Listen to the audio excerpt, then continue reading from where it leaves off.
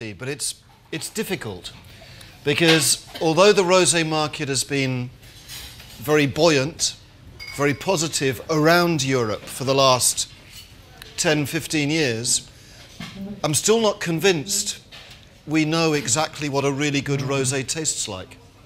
I think everybody has different ideas. In the UK, we are the worst to judge because the rosé that sells in the UK is cheap, imported Californian blush with 30 grams of residual sugar and cropped at 200 hectolitres per hectare. So in the UK, we are not good judges of what makes good rosé.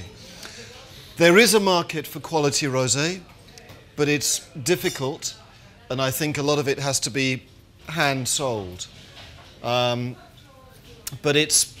most of the market is for the cheaper rosé. And at the higher price points, as I say, I don't know, if we think of white wine or red wine, I'm sure all of you have an idea. If I asked you, you could say, well, these are the characteristics I would look for in a top-class white wine. Or this is what I would look for in a top-class red wine.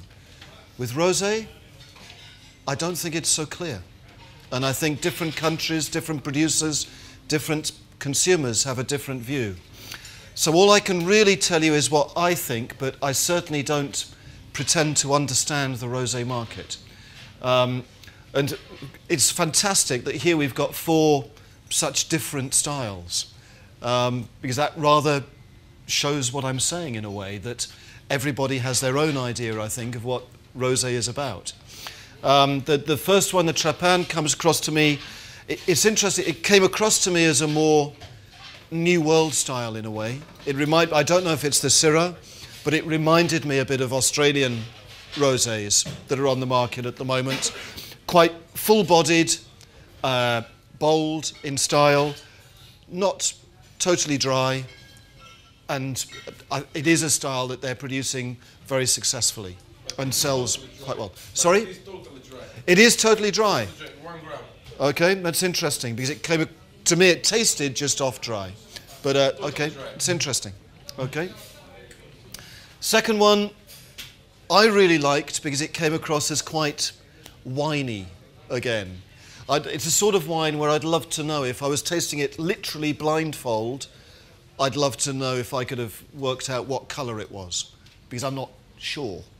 But I liked the wine. I liked the use of oak again. I thought the oak was very well judged, and there was a freshness. For me, as soon as that went into my mouth, my palate was enlivened. I loved that freshness on the palate, and no heaviness. I thought that was very well judged. The third one, the St. Hills, was sort of rosé that I think is very popular and does well. For me, the alcohol got in the way again.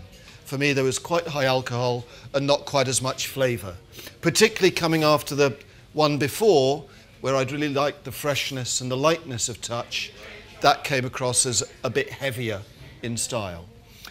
And then the Roxanich, again, breaking new ground for me. I haven't tried anything like that before. What's intriguing, and you don't have to believe me on this, but before I was told that this was or it was written down here that this was the Burgundy style. I'd forgotten that. But as soon as I tasted it, I thought Burgundy. Funny enough, it doesn't smell to me of Burgundy, but as soon as it goes in the palate, it reminds me of mature red Burgundy, which is a compliment. I see that as a positive thing, I have to say. The aromas are fascinating. Every time I smell it, I think it smells of something different. And I still haven't made up my mind exactly what that is. But it's exciting wine, but certainly the sort of rosé that would need to be hand-sold, I would imagine, because it's very, very distinctive. But terrific to taste 4 such differing wines. I'd love to know, I mean, do any of you think that there is a style of rosé that the world is looking for? I think it's very difficult with rosé. I'm sure that over the next for me, that's one area that we will see a lot of progress in the next 20 years. I think a few rosé producers from around the world are going to really make their mark. The one that's obviously the most famous at the moment is the Domaine Hôte. Okay, it sells well, but I'm not convinced it's the most exciting wine in the world. I think there are more interesting rosés out there, I have to say.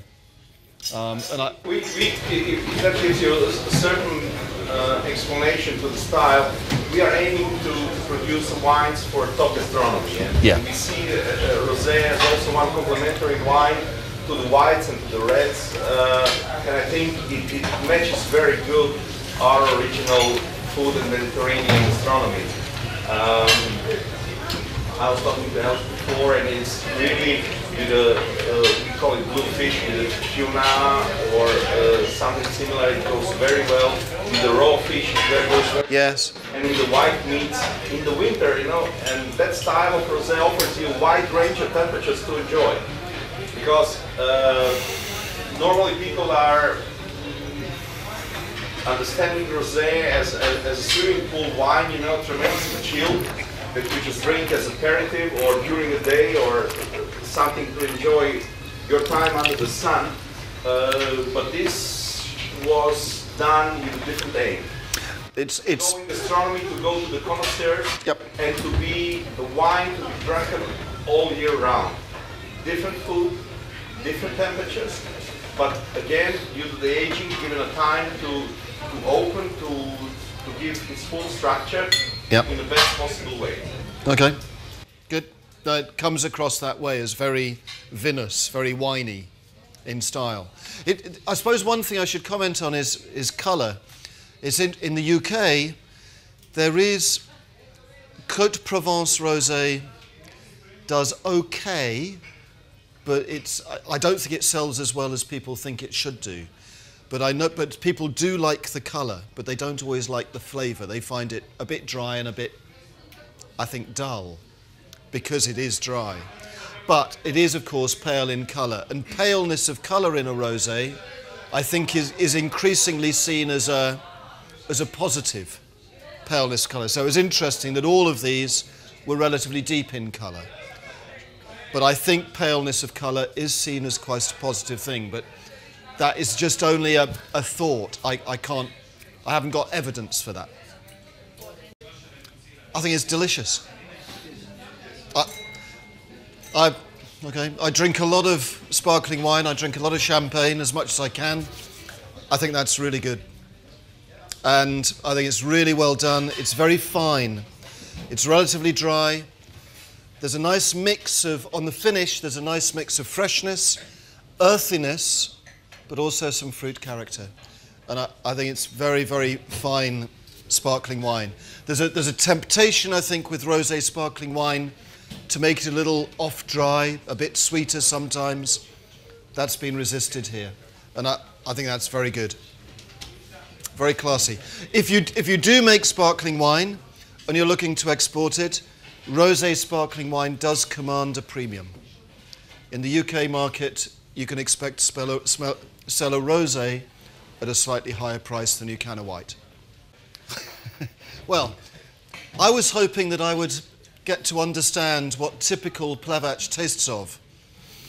But those three are all so different that maybe I'm not so sure. Clearly it gives wines with intensity of flavour, potentially some tannin, and potentially quite high alcohol levels as well. But they're all three very, very different. I suppose my thoughts were that the first one had a really nice freshness to it, both aromatically and on the palate, a good freshness of flavour.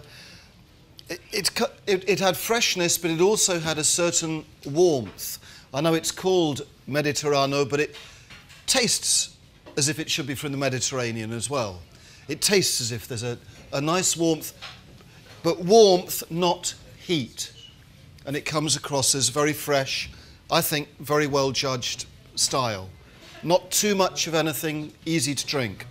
The second one, there's a market for it, but it's not the style that's appreciated by the critics in the UK at the moment, because it's just too strong.